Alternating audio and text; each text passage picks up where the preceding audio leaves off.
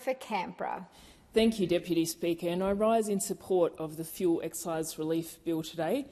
I want to begin by acknowledging the concern in our community around what is going on in the Middle East. And of course, what we're speaking about today is the action we're taking to ensure the availability and affordability of fuel.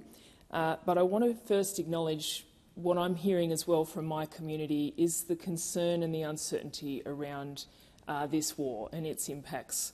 Particularly, I met with some people yesterday who have their families in Iran who have been unable to contact them, and people are just really feeling concern about the destruction and loss of innocent life that comes from any war, and I just want to begin by acknowledging that. The impacts of this are being felt far and wide and by all Australians at the moment who have been seeing the increase in the price of fuel. I also want to respond following the member for Maranoa just now, and I just want to say that there is not one person in our government who takes for granted the critical role of farmers and people in regional Australia, of truckies. We are doing everything we can at the moment to ensure that all Australians have access to the fuel that we need.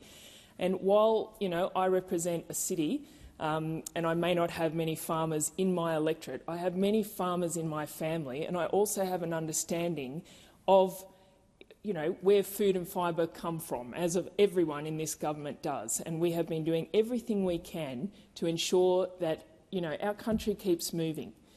And I am so tired of this false dichotomy of this, I know it's what the Nationals need to do, but pretending somehow that we are not listening. And I am just so tired of the Coalition taking every opportunity to create a culture war where there doesn't need to be one. We are in a crisis, and our government is stepping up to address that, and we are helping Australians to feel confident and to get on with their lives, with their businesses, with taking care of their families, with getting to their jobs. And we've got people over there stirring up fear and confusion. And it is just, maybe they should take a message from the last two elections that people want to see their elected representatives taking, leadership and taking. There is a time to be statesmanlike and not to be trying to benefit politically from a crisis.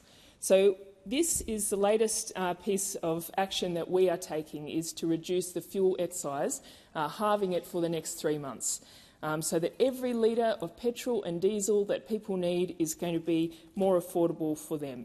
And everyone in this place will have been hearing from their communities the uncertainty about fuel and the cost of fuel and the impact that is having.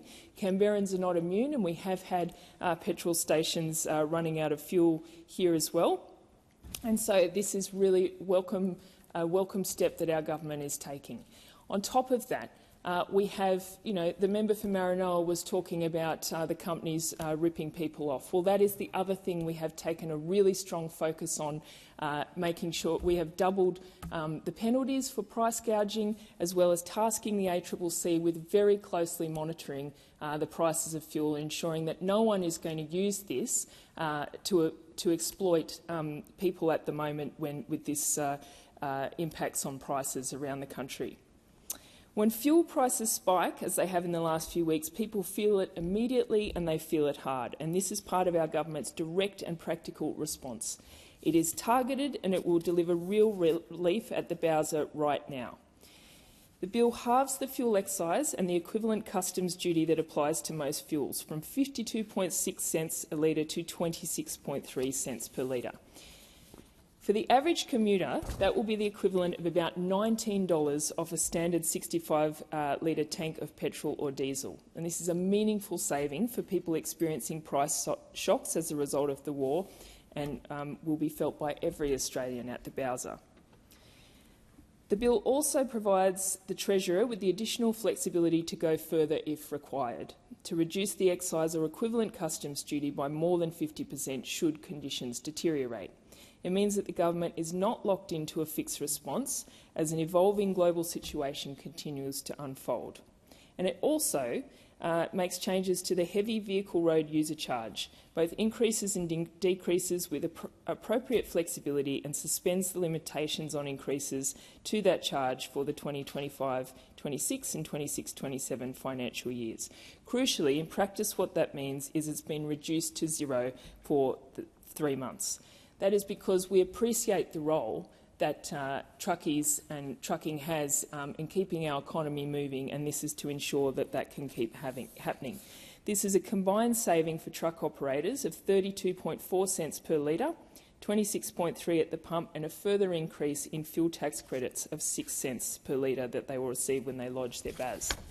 For an operator filling a 400-litre tank, that is approximately $130 in savings per fill.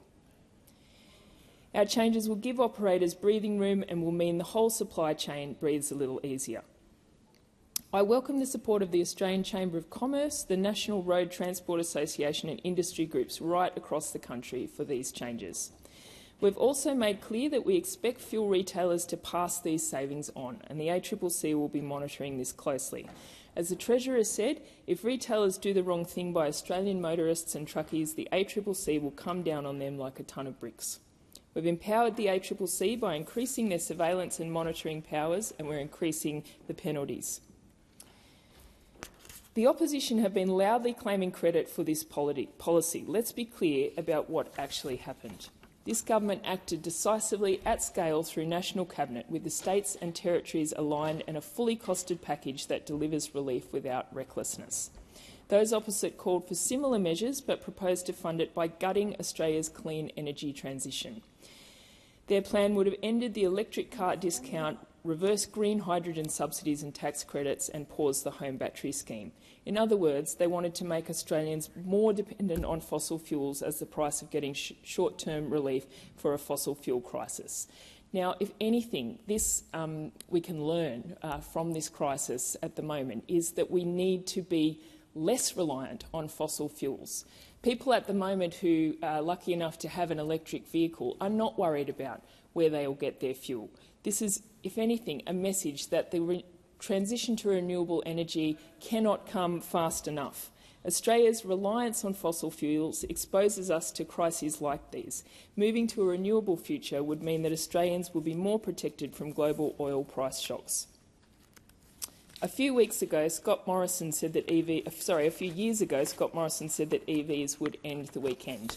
But clearly it's people with EVs at the moment who are less worried about their weekends. The policy of those opposite is not serious energy policy. It's an ideological obsession with fossil fuels that would see Australia go backwards. And let's think about what cutting the EV incentives would mean. Australians are adopting electric vehicles at staggering rates. Total EV sales grew by 38% in 2025 compared to 24, with more than 157,000 EVs sold. EVs last year reached 13.1% of new car sales, up from 9.6% the year before, which brings Australia's total EV fleet to more than 454,000 vehicles. The Electric Vehicle Council has directly credited the Albanese government's electric car discount as a key driver of this uptake.